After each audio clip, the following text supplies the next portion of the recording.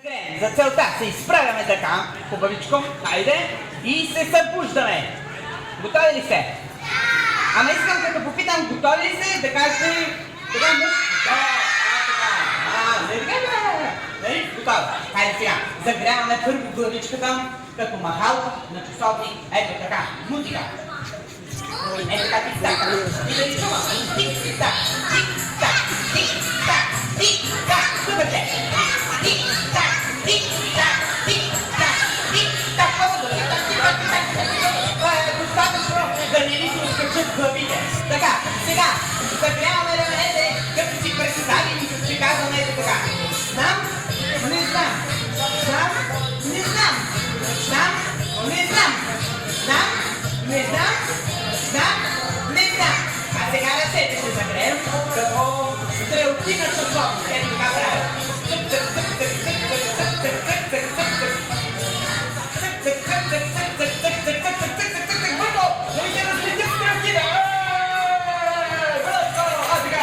Сега слагаме ръце на кръста и започваме да се пръскаме. Всички колко сме готви. Готови ли сте? Ето така. Пръц, пръц. И момчета, защото и те са готви. Пръц, пръц, пръц, пръц, пръц, пръц. Сега се завъртим, да ни гледат всички добре. Точно така.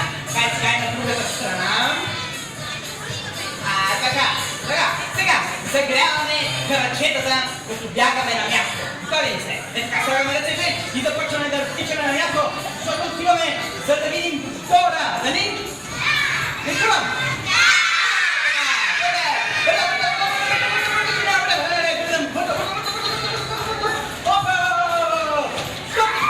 Я се огледаме. Дали сме на място? Ами... Майче стигнахме! Браво на нас! Сега да си изръкопляскаме! Добре сте! Сядаме по местата! Сядаме по местата? Няма да видим тук някъде Дора. Някъде да се бави Дора да не е тази мъничката Дора, нали? Не е тя. Някой хърка. Кой хърка, бе? Кой хърка? Кой е това сега? Къде можете? Я? Дора! Я викайте, Дора! Я? Още така!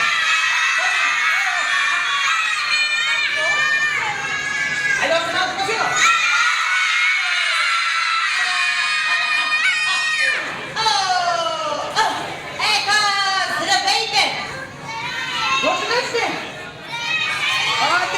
Здравейте!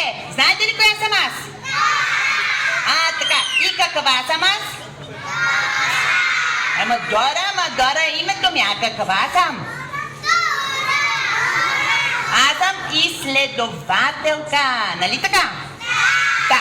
И обичам да изследвам различни неща. И днес дойдох при вас, за да намеря една специална книжка, която с моят приятел трябва да върнем. Това моя приятел.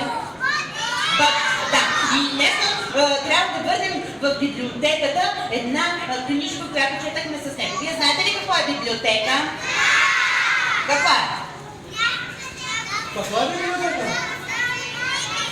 Да, точно така. Това е място, откъдето може да си вземем книжки, без да ги купуваме, само за да ги четем, нали?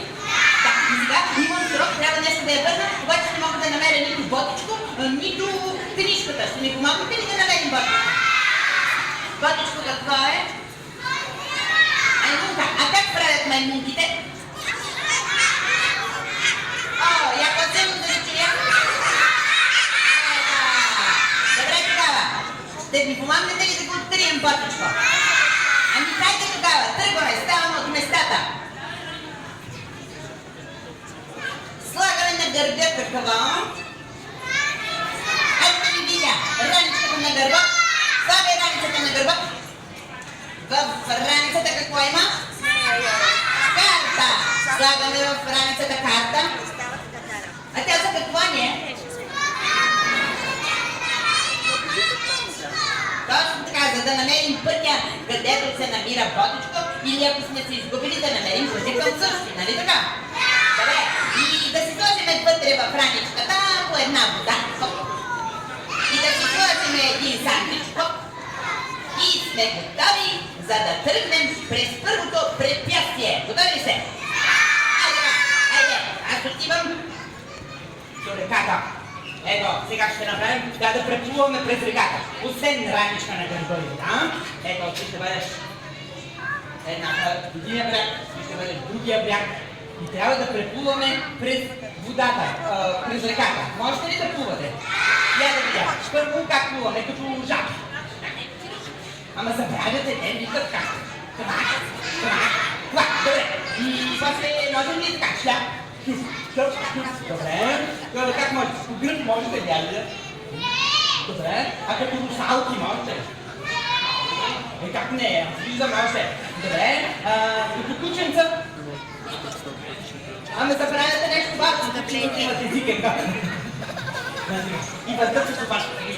Така, супер се. Значи сме готови заедно с Дора да преминем през реката. Готови ли са? И препарваме на да си облечем и спасителна жилетка, нали? Готови и тръгваме през реката. Поемаме дълбоко въздух и се потапваме. Взимаме и Дора тръгва. Айде и... Нека мускаме в реката! Да излъжа на Дора. И едно, две, три, скачаме! Хайде, плуваме като жаби първо. Айде, жаби. Супер! Айде сега плуваме по гръб. Чакай на другата страна. Така, сега плуваме като русалки. А така, сега шляпа шупа. И после да докъда. А така, я сега се гмуркаме надолу с главите. Ай сега на другата страна. А така, ай сега пак надолу. Айде. Така, и сега плуваме като кученца, как беше? На тази страна. А така, и после на другата страна. И едно, две, три, стигнахме на другия бряг. Браво! Я да си изръкопляскаме! Супер! Да изръкопляскаме и на реката. Много ти благодаря. Дай на чулка. Айде, прибираме си реката. Пускай. Така. И стигнахме до другия бряг. Сядаме, за да видим кой ни чака на другия бряг. Дали пък Ботичко не е тук. Я да го извикаме. Ботичко! Ботичко! Ковак! Я, чуйте. Какво става? Ковак! Какво прави така? Ковак! Какво прави така? Не съм аз. Някой друг е. Не съм. Ясно слушайте. Ковак! Абе, Ботичко е маймунка. Той така ли прави?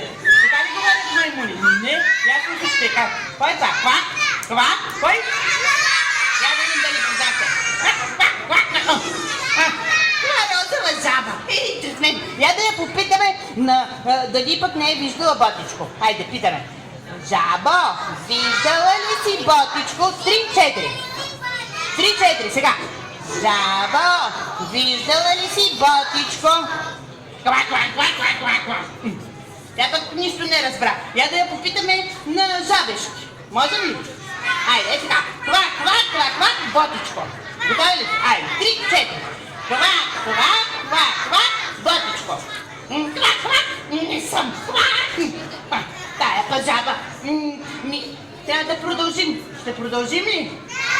Да, днеска трябва да върна книжката в библиотеката, иначе ще има наказание. Ще ми помогнете, нали? Добре, продължаваме тогава. Сега да видя само какво е следващото препятствие. Да, следващото препятствие, обаче тя изобщо няма да намерите Ботичко, защото аз съм го заключил. Нъцки-тръцки. Абе, той е Лисанко Китранко. Много лош.